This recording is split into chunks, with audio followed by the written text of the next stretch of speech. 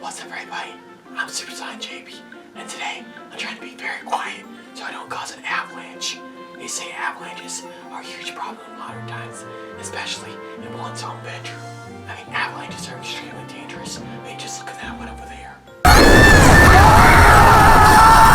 No, not that avalanche. I'm talking about that one. Oh my god, that one is scary. You know when God made the Earth, he also made Kirby's Avalanche? Thanks, God. Throughout the years, Kirby has had a ton of games released, and one of these games was Kirby's Avalanche on the Super Nintendo. This was a pretty weird game, not gonna lie. It didn't play like your normal 2D platforming Kirby game. No, this time, it had blobs. And stacking. Wait, that game had blobs too. Damn it! Now, in my opinion, this is one of, if not the weirdest Kirby Spinoff game ever made. So, of course I had to check it out and make a review on it, so let's check out Kirby's Avalanche. Kirby's Avalanche. Man, that lady sounds like she'd be a perfect fit as a narrator for Sesame Street. So this is Kirby's Avalanche, and I know what you're thinking to yourself. Where the heck's the snow? Yeah, unfortunately, this isn't a Kirby snowboarding game, which honestly would have been really cool, not gonna lie. This game is another one of those Tetris-style games released in 1995, and this game looks almost exactly like Dr. Robotnik's Mean Bean Machine, with the major difference being a Kirby theme. Now, prior to this video, I have never played this game, so let's see what I'm getting myself into. The game starts off by teaching us how to play. It's pretty simple, really. Your goal is to stack falling blobs on top or next to each other and match colors to make the blobs explode, to create combos, and get lots of points.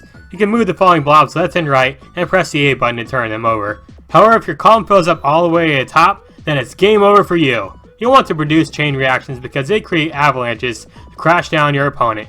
Oh, so that's why it's called Kirby's Avalanche. I gotcha, game. I gotcha. Wow, indeed, game.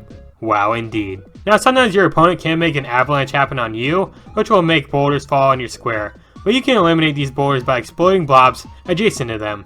When will you people learn? It's not just a boulder. It's a rock. A rock. A rock.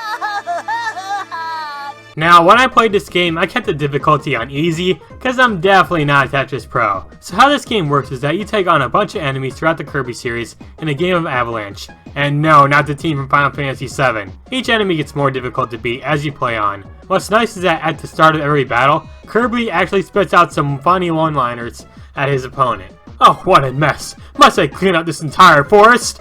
I worry more about cleaning up your avalanche skills first.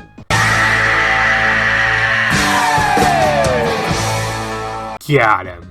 Also, at the start of every game, the announcer will say the name of every single enemy you're about to face. Poppy Brother Sr. Wispy Woods.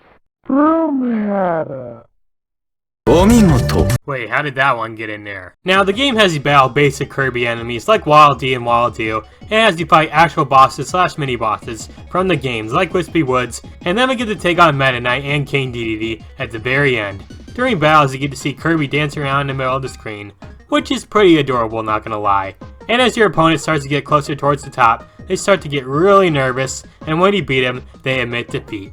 Or in Kaboo's case, he teabags and honor your victory. Also, the music in this game is really good. It fits the gameplay perfectly, especially when I'm clobbering that there King Dedede. Now honestly, this game's extremely short. It only lasts about 30 minutes and the gameplay is very repetitive. Now, as you continue on with the game, it gets harder and harder, and not to the point where it gets really frustrating. Some of the matches were ridiculously complicated, and some were easy as can be. The last two Avalanche games against Meta Knight and King Dedede were definitely the most fun, but also the most frustrating. Anyways, after we beat King Dedede, we get a nice little ending screen where Kirby wins a trophy, and the game says, "Congratulations, you win! What are you going to do now?" I'm going to Disney World! And the game ends off by introducing us once again to all the characters you face off against, and bam, the credits roll. So my overall thoughts of Kirby Avalanche are that it's a pretty decent game. Sure, it's nothing revolutionary by any standards, and it is a weird spin-off game that can be a tad frustrating to play sometimes, but it still has its charm, and it's fun to play. And come on, Kirby's one-liners are way too good to pass on. So yeah, that was Kirby's Avalanche, and like I said earlier, it's a decent enough game, but it is pretty frustrating to play through. It's definitely one of the weirdest Kirby spin-off games I've ever played, and for some reason it has to be called Kirby's Avalanche instead of Kirby Tetris. But look on the bright side, at least I can make some jokes about avalanches, like how this huge avalanche of clothes fell on top of me out of nowhere for some reason. They really should have called it Kirby Tetris.